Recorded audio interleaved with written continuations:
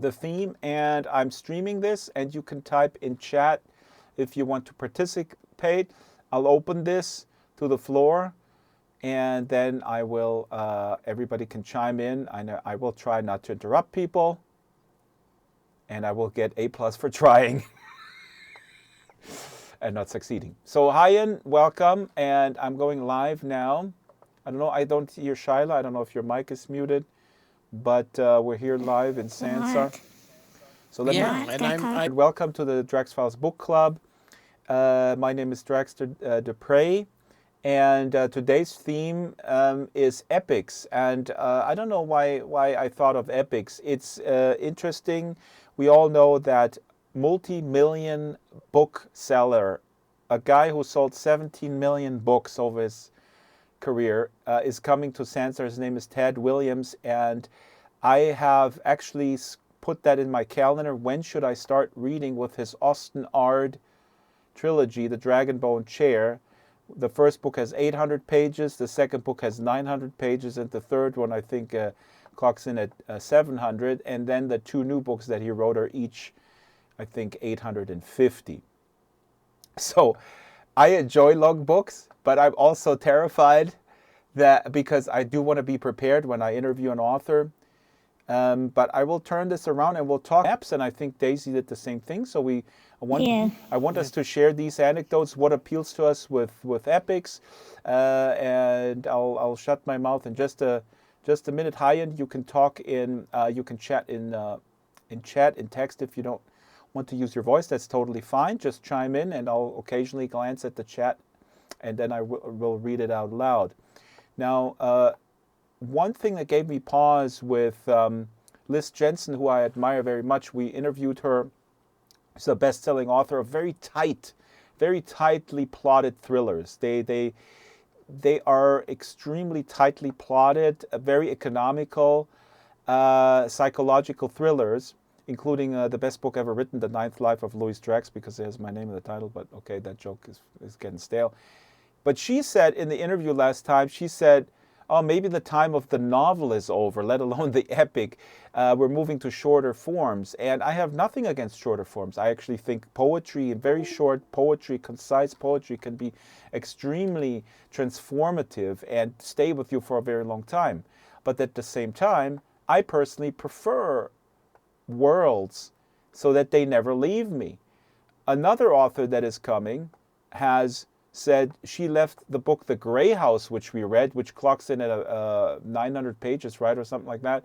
She left it on a plane because she couldn't stand it.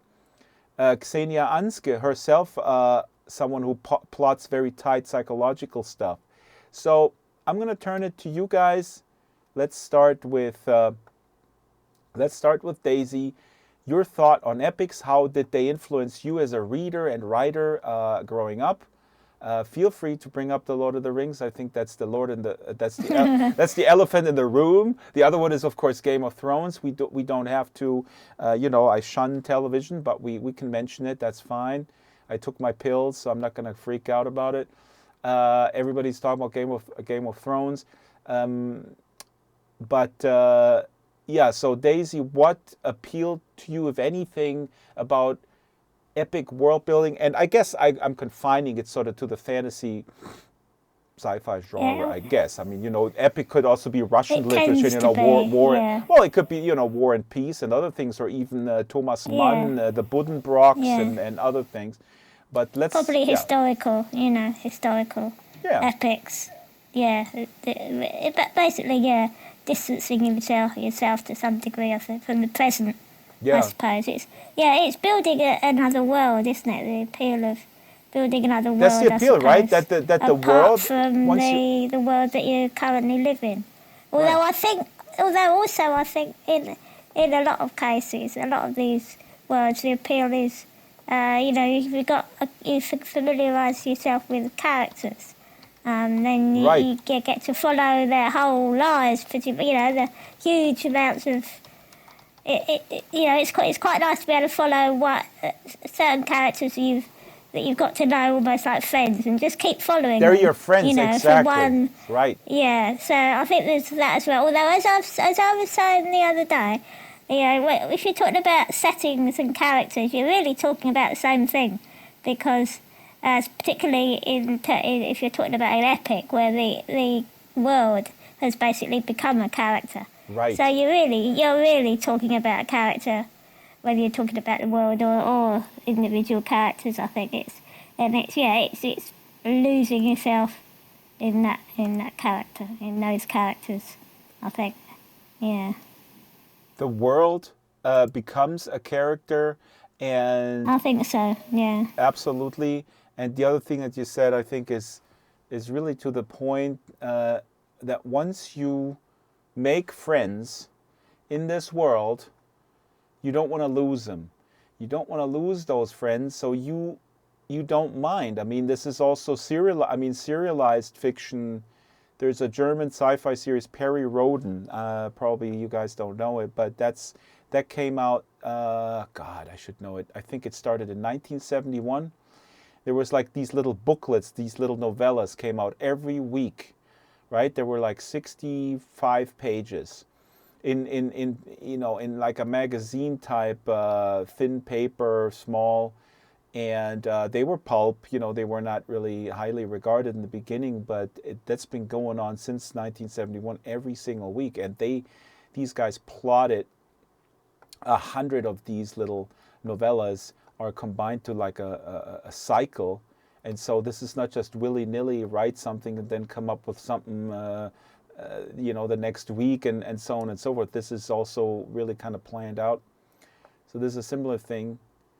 Do you think, like, Daisy, how does fan fiction tie in with that? Or actually, before we go to that, Shyla, your take on epics, and please do relate your story with the maps again, if you will, because I think that's really cool, and I can completely relate. I mean, the maps are so essential. And the crazy thing is, okay, little aside, then I'll shut up. Lara Donnelly, and behind you, Hyan, is a sketch on the wall of a bunny rabbit in a tuxedo with a cocktail. This is by an author that is coming to Sansar in July, and she wrote the Amberlow trilogy. Let me just look this up, because it's also here on the table. Okay, if you see the book that's up front in the stack, this is Amnesty. This is one of her books, and this is in a different world. Yeah, and it's a little bit like the 20s. There is a town that is sinful, lots of art, lots of seedy nightclubs, and then comes in a totalitarian party that wants to take this all over, and they take over the government via corruption and basically the rise of fascism in the 20s and 30s, put into another world. I don't want to diminish this book. It's pretty magnificent. But one thing, and I wrote Lara an email about this, there is only a very coarse map in there. And I don't know if that's the publisher's fault. I think it's somebody's oversight. There is a map that has some things in there, like a mountain range on top, but the book is very specific about cities, about the relationships of different fractions in different cities. And I was writing her an email and said, I really love your book, but where's the map? Where is the map? So, yeah, she never wrote back to me. I think she saw it as a major critique that she couldn't stomach. I think she's crying. No, I don't know. But, sad emoticon. So, Shyla, how about you? Epics and maps and world building. What's the appeal to you? And is there any? Yeah, is that?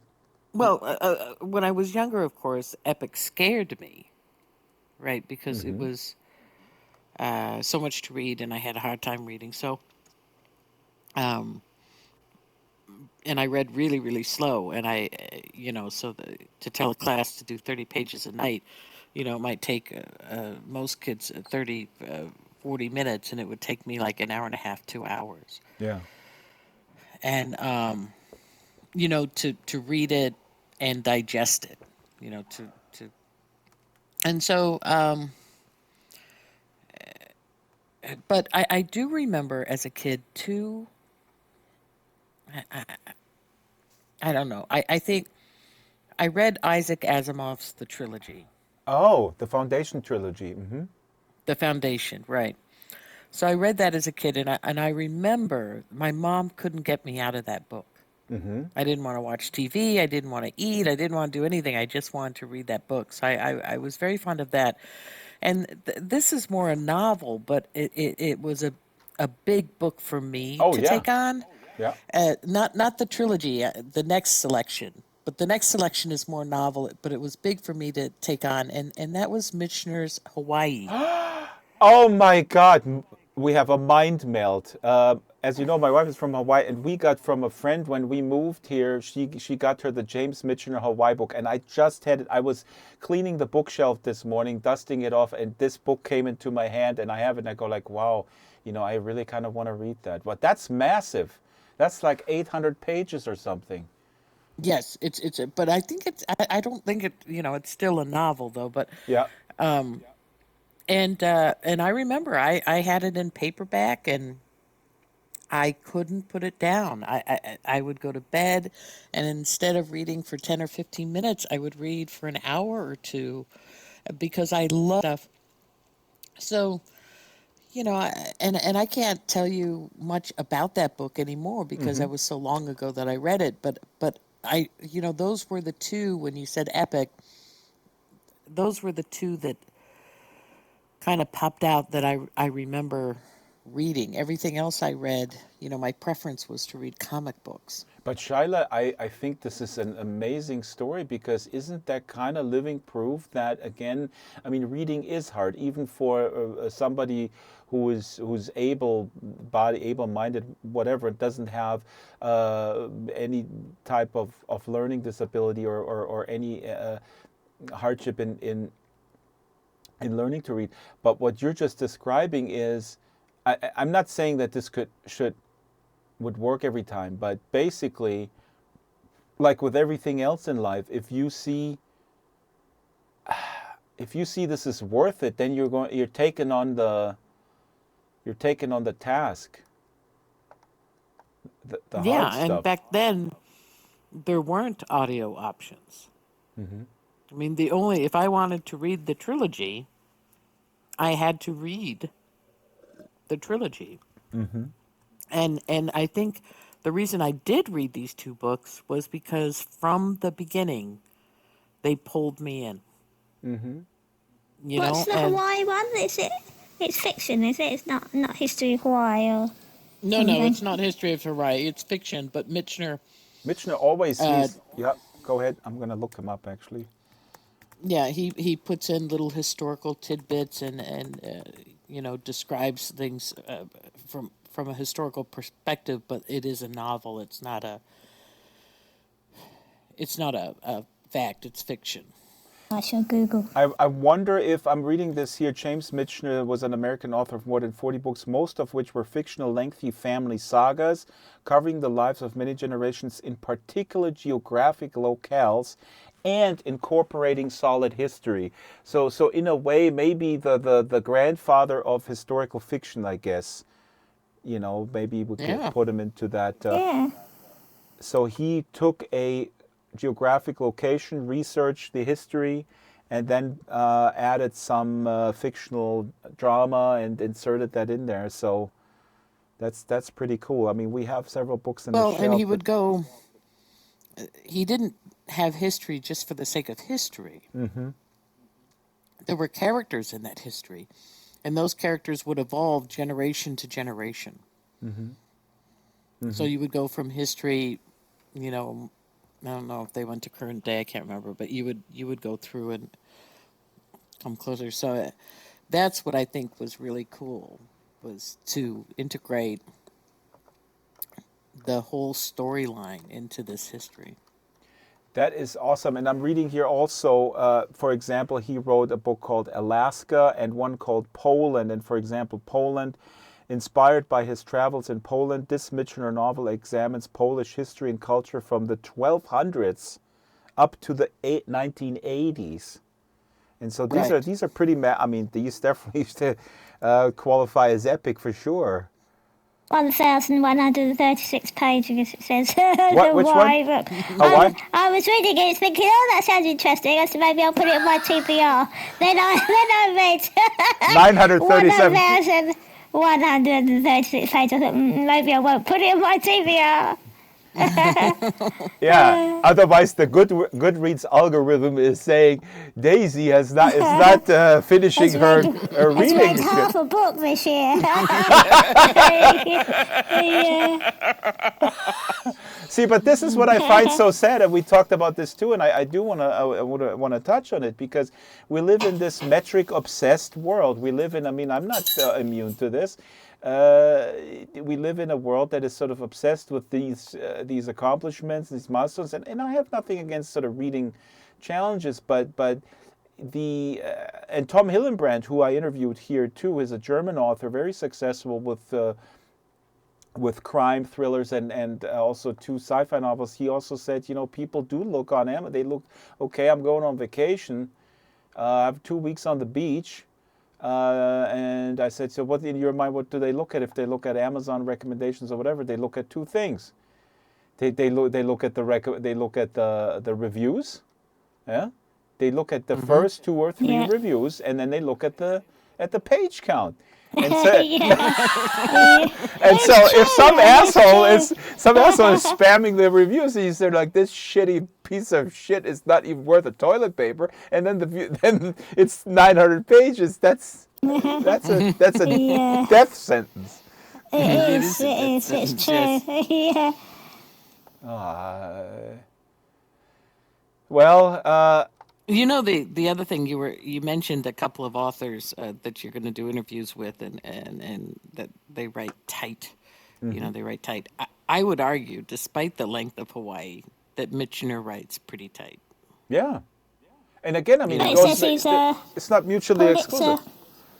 So he's a Pulitzer Prize winning author. So Michener is highly regarded. There's no. No dispute about his standing in the literary world. There's, it's not like with some historical novels, there's a fair amount of controversy where people go like, yeah, this dude is just sort of wishy-washing history and just sort of like glossing over detail and just adding some action into a thing, and it's not good, and it's people get the wrong idea about history and blah blah blah. That stuff is happening too, but he is certainly someone who very meticulously researched. I mean, I haven't read anything, and now I'm gonna have to put Hawaii and Poland. My mother is from Poland. I mean, she wasn't born in the 1200s, but nonetheless, gotta put both on the reading list here. So yeah, but epic. I mean, be right back. Just getting my dinner. As Daisy's getting her dinner, you were saying, Shyla, the tightness. Oh yeah, when I say tight, in the context of writing, what I mean, it wraps up. I guess with Michener and with others, Thomas Mann, Buddenbrooks. I'm gonna put this in the chat so people know what it is. Thomas Mann is an important German author. Some of his stuff is difficult to read. The Magic Mountain, for example, but the Buddenbrooks is also sort of a family saga, and so I would say naturally with these types of scenarios, the page count is going to be longer, and when you have something tightly plotted, I would argue the number of characters probably has to be a little bit less.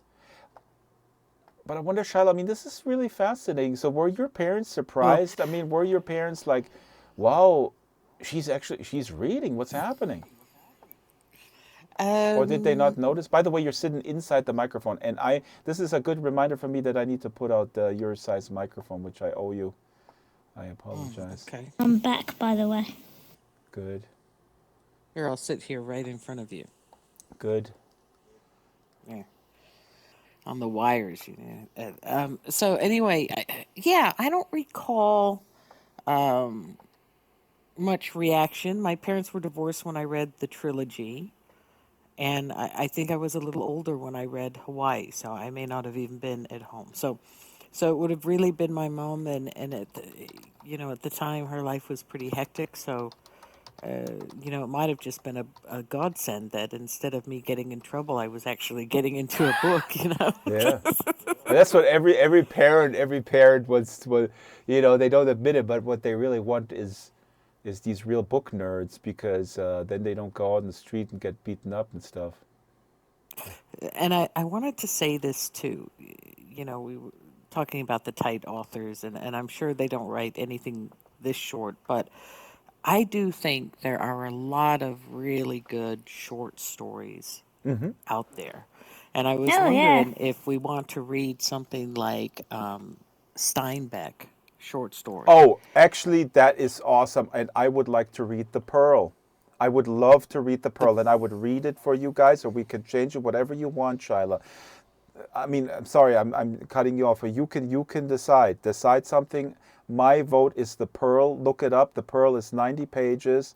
It's incredible. It's an allegory, a fable almost, on modern capitalism. A poor diver finds a pearl in a little village, and then it goes from there. What does he do with the pearl? What dreams come up? And then he goes into the city trying to sell it, and it's unbelievable. I mean, yeah. Okay, so there's The Pearl. I think I was thinking something even shorter. Yeah. Which is like Steinbeck's Chrysanthemums, the Chrysanthemums. Okay. Which is also by Steinbeck. You can find it online for free. And even people listening could read it with us and maybe come next week and, share what they think about it.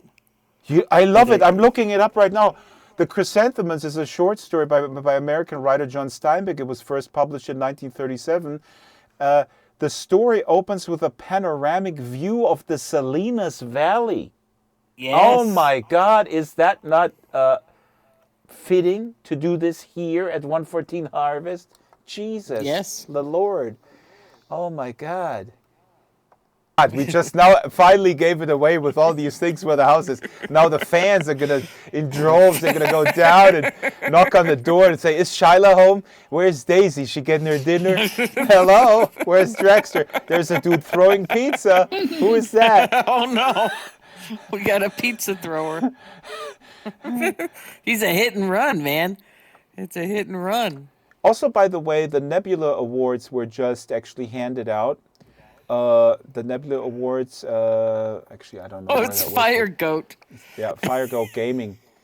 Fire Goat, you may come here if you want to talk. This is a copyright violation, what you're doing, but that's fine. I don't own this game. Hello, Fire Goat. Welcome. Of course, as you know, we're the book nerds, the book rats. We're talking books here, and we're talking epics, but we're also going all over the place as per usual. My question now, and Shyla, thank you. We're going to do the Chrysanthemums. Steinbeck to me is one of my favorite authors because he's a very political author, and he describes the plight of workers. I mean, I don't have to. I think everybody should know that, but then maybe a lot of people don't. He was writing about the worker struggle in a way that nobody had at the time. So my next question, Daisy, Shyla, what do you think about fan fiction? The phenomenon of fan fiction when it comes to epics. I find that actually quite interesting. I haven't read much, but that goes along the lines of feeling that the book that you love it so much at the world that was built for you, and then the book is over, and then so you start writing fan fiction. Daisy, how about you? Do you feel that there's validity to this, or? Oh yeah, how do you feel about I mean, I think it's pretty cool, really. In fact, I started the first writing I ever did was fan fiction, and that's quite common. Yeah. A lot of writers start off writing fan fiction as well. What did you write? Thing. A little bit of Star Trek and Babylon 5, and yeah, not a lot, but. Oh, I didn't know. And do you You're not happy with when you look back at it now. You think it's garbage. I'm just saying this as someone who looks at anything that I've ever done as garbage. Pretty much, not everything, but it's painful well, it was to look back at you know, style was always quite, you know, it's alright, always alright. Yeah. You know, because I've always sort of been able to string the words and says, well, what do you And how they would behave in certain thematic that's settings. Right. Mm-hmm. So in that sense, I think it is a lot easier. You know, in many ways. You've already got the characters. You've already got the setting. It's just you need to come up with a story, a coherent story, which has never really been my. Not your which strong has never suit. been one. It's never been my strong suit, really. But in what way? I mean, what, if you look, writers, yeah.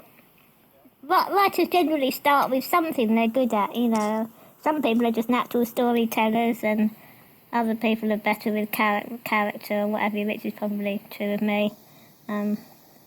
So yeah, most people have got some strengths, but yeah, I would definitely say story wasn't one of my strengths. It's something I've had to sort of try and learn. Yeah. So, but you also mean that there's some coherent ending also, and something that is sort of satisfying. I mean, that is satisfying. Yeah.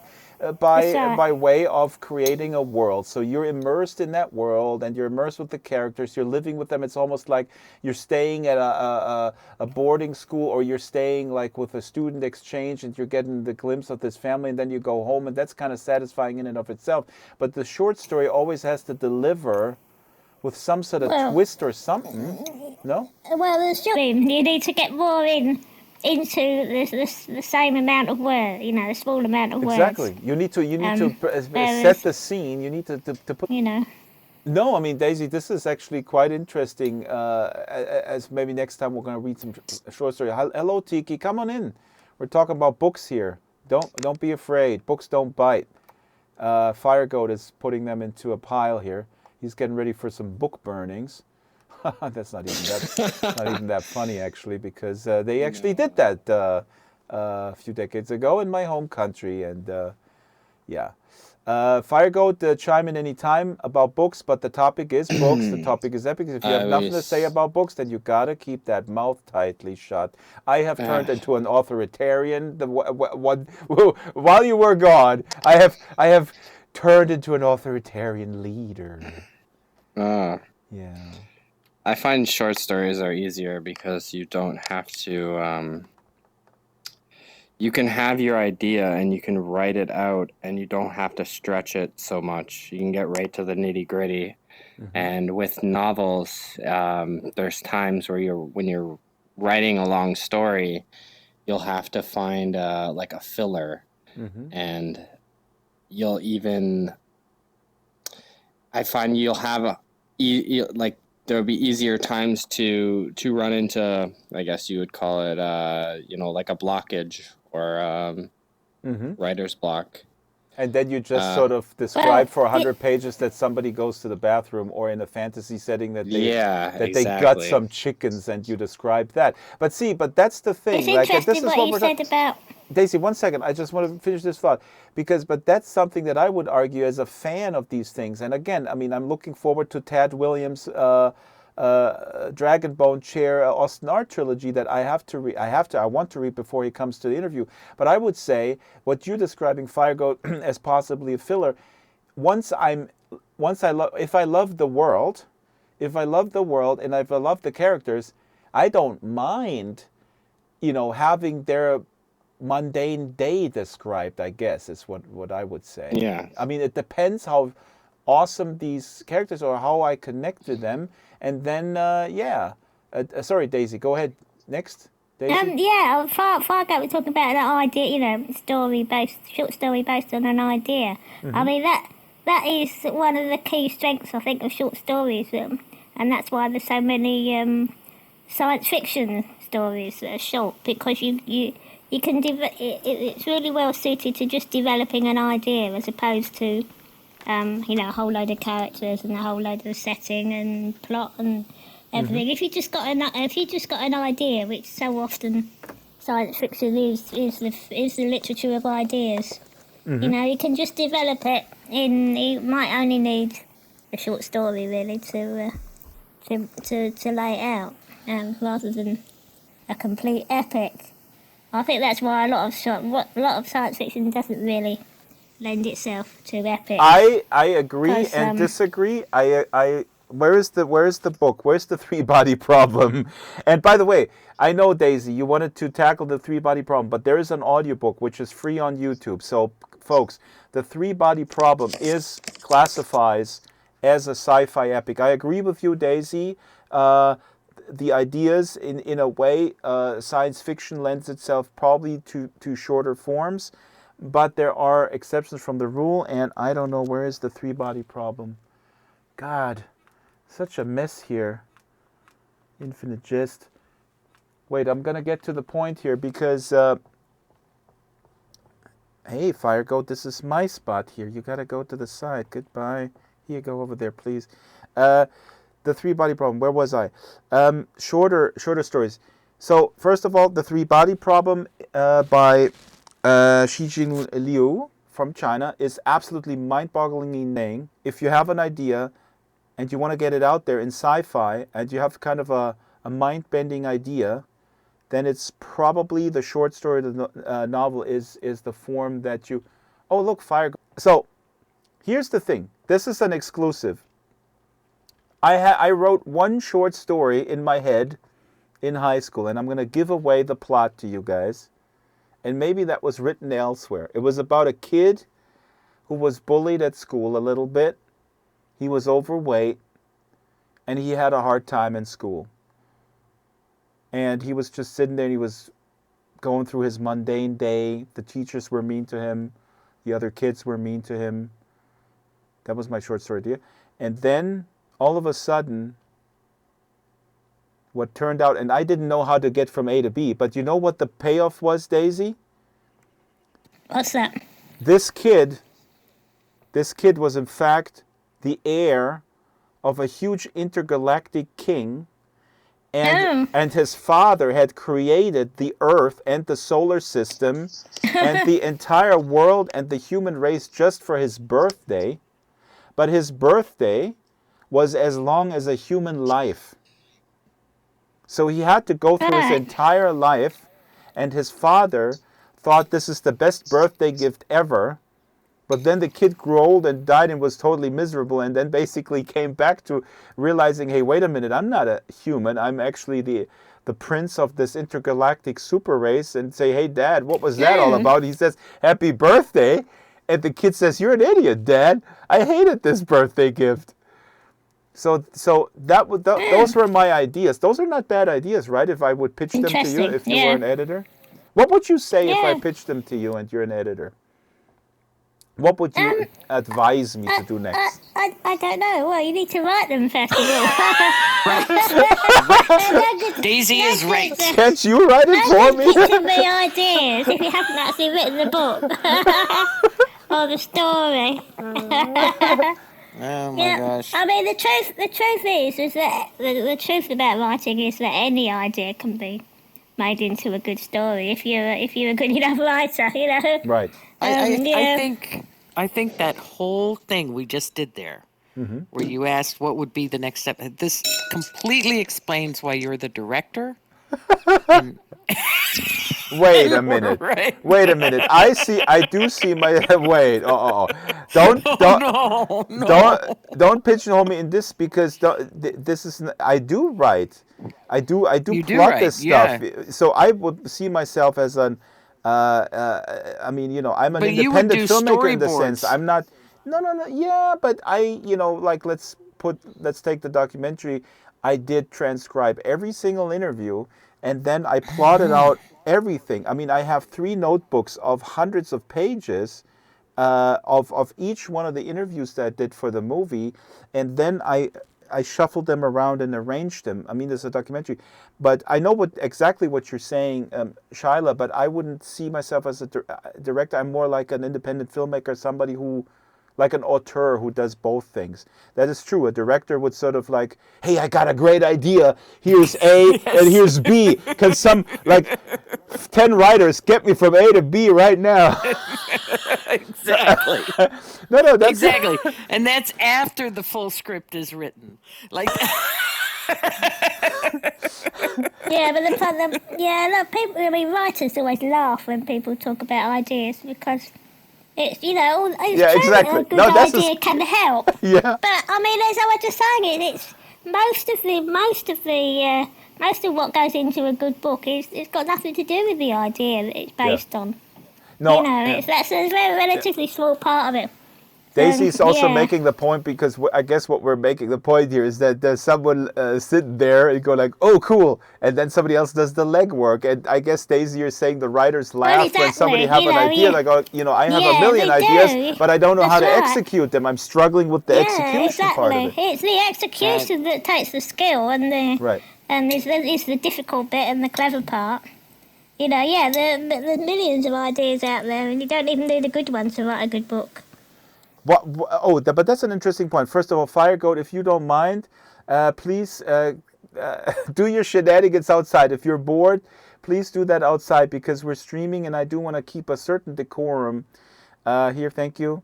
You can, he's hover. That looks good. You're lurking semi behind the table. But Daisy, hold on. So you're saying even a bad idea can lead to a good story because what? How? Oh yeah. Really, just that if it's someone that's got skill and can write great characters and settings, and I mean, you can. Some people can sort of write about paint drying, and you'll still read it and think, "Oh wow!" Well, that's what Infinite Jest is to me. Well, that would do some. So. Yeah. Here we go. I mean, there's quite a lot of sort of paint drying scenes in the Grey House, to be honest, but they're still kind of interesting because the characters are interesting and the setting is already built up. I mean, there's a lot of just sort of going on and on and on. It's a huge book and yep. Actually, the Grey House is something.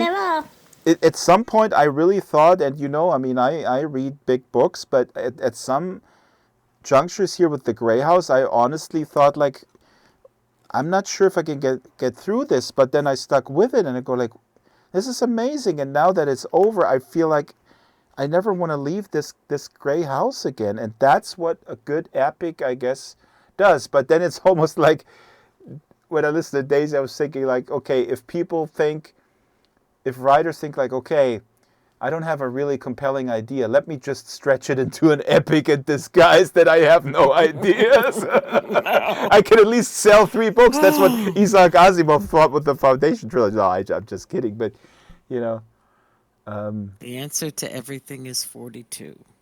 Yeah. Actually, the Douglas Adams' Mostly Harmless is actually really not that good. I recently read it, but that's an aside. Yeah, so practice makes perfect. Epics are epics. And Shyla, what are you thinking? Nothing? I'm giving the reference to 42 to Fire Goat. Oh, I see. No, I'll just be honest. Books either grab me or they don't. I don't have a lot of patience for somebody who, I just don't. I want imagery. I want to because when I look at books, I'm looking for that immersion as well. Right, but especially if I'm reading fiction. But Shyla, isn't it? I'm not saying that this is a problem with you. I see a problem that people want immediate gratification and action, and that's just a human impulse. And I know I'm getting a little didactic here. People go like, a little? Are you kidding me?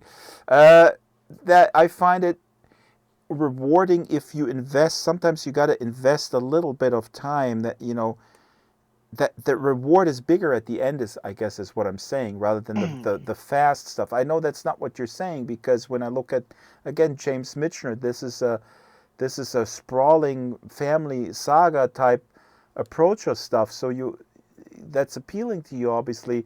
But I would argue, Well, I mean, the opening line can't be "It was a cold and stormy night," right? You but know, maybe it and was. maybe it was, but I want to be pulled in almost immediately to the world. Just drop me in there, and I think you can do that in the first few pages of a text. Michener does it. Um, the the trilogy, as I recall, sometimes I did have to wait. You know, I would read and say, think to myself, when can I be through this so that I can see, the next thing. So, but I don't remember feeling that way about Michener at all. I just remember feeling that, he packed a lot into a small space, and I felt a part of it, and it felt and read natural, and all of that. And so I think that's,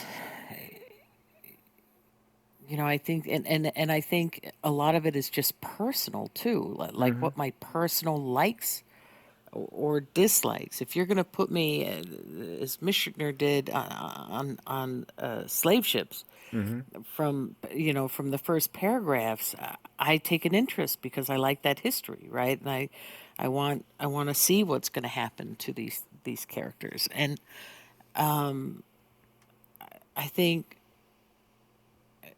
if it was something about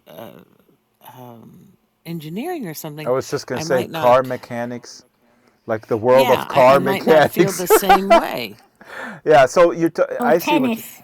I knew that was coming. But wait, but look, but tennis is a metaphor in Infinite Jest. It's a metaphor for this ultra competitive approach that is killing these kids, and then it's juxtaposed with the drug rehab center, which is the other end of the spectrum. You have people who are lost and are at the end of the rope, and then here are the kids who are groomed to be the most competitive, and that's the juxtaposition of Infinite Jest. But Daisy has a great point. I don't know. Do you know Don DeLillo? Don DeLillo is probably my favorite American author, and there's a book called Underworld, which is amazing. And I hate sports. I hate baseball. I don't hate baseball. I'm sorry, Shyla. I don't hate it, but it's not my world. And Underworld, the Don DeLillo book, is all about baseball. It's steeped in baseball. It's about a ball that gets hit out of bounds. I guess I don't, correct me if I'm wrong with the So terminology. I would probably like that You book. would love this book. It starts with this kid who is at the game in New York, and then in the 30s or something. I don't remember the exact detail. It's one of those things. The weird thing is that the books that I love the most, I don't remember the detail. But then the ball gets out of bounds, and then somebody grabs it, and it's the through line through the entire book. There's a lot of other things, but the through line is baseball. And I was like, I started reading, and the first 3 pages go like, oh my God, this is about baseball. Come on. And then I was like, oh my God, this is amazing. And so, yeah, I don't know what I'm saying. I guess. Eduardo, can you fix your mic? Well, as I said, a good writer Yeah. can make you want to read about anything, even if it's something Yeah. you'd normally, Yeah. fall asleep listening to. In other words, Daisy is saying the subtext here is she thinks David Foster Wallace is not a good writer. No, I understand. Yeah, I did say that. Yeah, no, you But did. And probably thought it. Yeah. no, but Yeah. Daisy, you have actually, we can get to that at some other point. You have actually very good substantive critique of David Foster Wallace. That's not uncommon. There's a lot of critique about him. I was just going to say real quick, because Shah was saying the first sentence. Here again is Ted Williams' Otherland. And the first sentence of this book, again, this is about virtual reality. Fire Goat, listen to me without throwing books for a sec. You've got to read Otherland if you want to know anything about VR. This is a visionary novel, 1996, about virtual worlds. And the first sentence of this book is, it started in mud, as so many things do. Isn't that kind of cool? That's an That's kind of awesome cool. opening line. Yeah. I don't get it. Yeah, you got to read it. No, it's a poetic. It's It's pure poetry. Think about it for 2 hours and then come back to me. Hi, Porto. How are you? You stumbled into the book club. Started in mud. Yeah, there's also a parable about this, and there's a line in a Case song. Shyla is hovering in the air. That looks very Peter cool. Case. Yeah. There's like Peter Case. I don't know if you've heard of him as a musician, but he's a great musician, and he sings this song, and he says, "Progress and love got nothing in common. Jesus healed a blind man's eyes with mud." So mud has a lot of Whoa. significance Yeah. in symbolism and stuff. So I Yeah. like that. Yeah. It leaves a lot of places to go, but most things Exactly. start out in mud. Exactly. And that kind of A lot of mud in the openness, swamp. the enticing openness, that's what I think, I mean, Ted Williams is really a good writer, but speaking, and I told this anecdote before, Porto, if you could mute your mic, you have a little bit of feedback coming through. That happens sometimes. You can talk, but mute your mic when you're not talking, please. Did I tell this story before? So Ted Williams is coming here on June 28th. He's coming to Linden Lab. And Linden Lab will chaperone him. They will film him. They will give him an Oculus. They will put him into VR because he doesn't have VR at home. And I don't know if I told you guys this, but this is really funny. A Linden Lab engineer lives very close by to where Ted Williams lives in the Santa Cruz Mountains. And I emailed him and said, hey, do you have VR gear at home? And I'm not going to disclose his name. He's also a big sci-fi fan, the guy I'm talking about, the Linden Lab engineer, who I emailed. And I said, hey, Ted Williams is coming. Maybe if you have VR gear and you can help him out, or he can come to your house, or you can come with a laptop, you can go to him. And then he emails me back and says, I have absolutely no VR gear at all. And I go, okay, cool. But isn't that cool? Otherland, I assume you read Otherland. And then he emails me back and said, yeah, they could have cut it by 300 pages. That would have been gosh. good. I go, okay. Again, I mean, this is preferences. I mean, he goes off tangents here all the time. There's a South African native tribe in here. He goes into detail about that. And one could argue, why do you need this? This is a book about a virtual world like Second Life that is also addicting people, and so you could look at this as a thriller, right? You could handle this thing in 200 pages and it's done.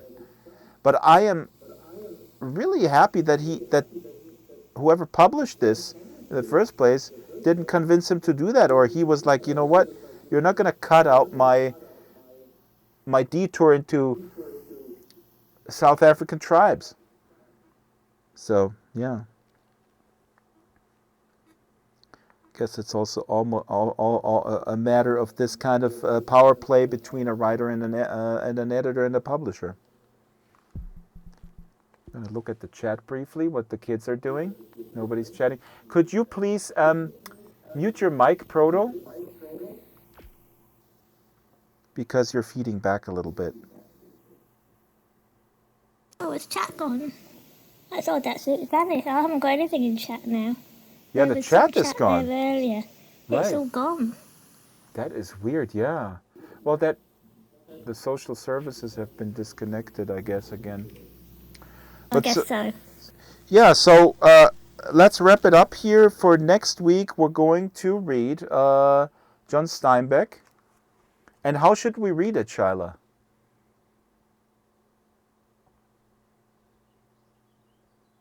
No, Shyla's gone too. Hi. Shyla? Hello? What problem? Hello, Shyla? Daisy, can you still hear? I can still hear you. All right. Comprendo bien en inglés. Okay, so I'm going to, I think Shyla, maybe her voice died. Then Here I am, sorry. Oh, is everything okay? Yeah, I was talking and I'm not talking. Yeah. I had a plug out of my headset. Oh, okay. Where it has the volume control thing, so I'm sorry. No problem. Porto is saying something. Porto, this is the book club. We're wrapping it up. We meet every Sunday. We talk about books here. If you would like to participate, you're always welcome. The topic Hello. is... Yes, Porto. Okay. Bye. Bye. All right. Some say hello, some say goodbye. No, how does it go? Say hello, goodbye. No. Some say goodbye, I say... Is that a Beatles song? Yeah, I think so. You say Bye. goodbye, but I say hello, hello, hello. Hello. All right, so today it was actually wonderful. We tackled the issue of the topic of epics. Here's, by the way, the Foundation trilogy. And Shala, next week we're going to do Steinbeck, the Chrysanthemums short story. Yeah, and you can find it free online to read. Mm-hmm. So, read along with us and you can be part of the conversation next week. Who should read? Do you want to read it, Shyla? You want me to read it out loud? I think that sure, that would be cool. I'll read it. I love Yeah, you. I'll I read love it the if you way you read. I love how Daisy reads. Of course, I was also diagnosed with mild narcissism. So of course, I also like how I read. No, I was diagnosed with that when I was 21, so that was a long time ago. Yes? Well, I'm just saying I want to read this because Yes. I do believe in the short story, and I Yeah. do believe the short story can have tremendous power. I just think part of what we're seeing today is a movement maybe away from epics because they take too much time, Yeah, but and that's not the right reason. exactly, Shala. Thank you. You're You know? speaking my mind. Exactly, and that's what I find problematic. And I saw a thing with James Patterson. The dude, James Patterson. Yep. You go to any airport, James Patterson, and he is a machine. There was on CBS Morning, there was a little 6-minute thing on James Patterson, and he has all these projects. It's unbelievable. His office, he has folders, manila folders, 50, 100, where he has work in progress for his worker bees who are plotting the stuff out. And he's also experimenting with short fiction, shorter books, and he's saying exactly that, Shyla. And I feel I think a lot of it we're going away is commercially driven because Oh, serial yeah. fiction tends to be easier to market and sell. So, it gets shorter and shorter, and a bit they just split it up into lots of bits. Lots of bits. Yeah, but that's my point. This is unfortunately related, and this is, I guess, what Shyla is saying, that we're going away from the epic for the wrong reason. That's why I applaud Ted Williams. He just released another one with 800 pages continuing the saga. But this James Patterson says to the reporter, he says, people have no time, so he's going to cater to that because people work too much, and he caters to that, and then he's going to release like these short things that you can read on the bus, and then you've like one train ride, right? It's like it's engineered, right, to be read on the train ride from the suburbs to Manhattan or something like that. That's how he approaches these things, and I cringe. I cringe at that. I find that kind of terrible. No. Well, we're going to Shyla? see in the I don't know. chrysanthemums. I think we're going to see in the chrysanthemums some great character development within a short story. Yes. Awesome. So I think that's, if you can write the short story with all the components, right, all the right components, then I have no objection to it. But if it's just romance novels, and that's probably bad that I say that, but Hello? Not all romance novels are corporate generated, but yeah, absolutely. I actually also changed my mind on that real quick here. Hey, Marinette, welcome to Sansa. Welcome to 114 Harvest. This is the book club. We're wrapping it up. The book club is every Sunday at 9 a.m. Hello, hello. I hear a little child there. Hold it. Read. It's my father. Oh, this is your father? My father. Yes. My father. Your father. Say hello to your My father. father. Oh, your brother? No, his little brother. Yeah. Oh, okay. Hello. We're reading here. Look, books. Woohoo! So we're wrapping up, unfortunately, Marinette, sorry, I mispronounced your name.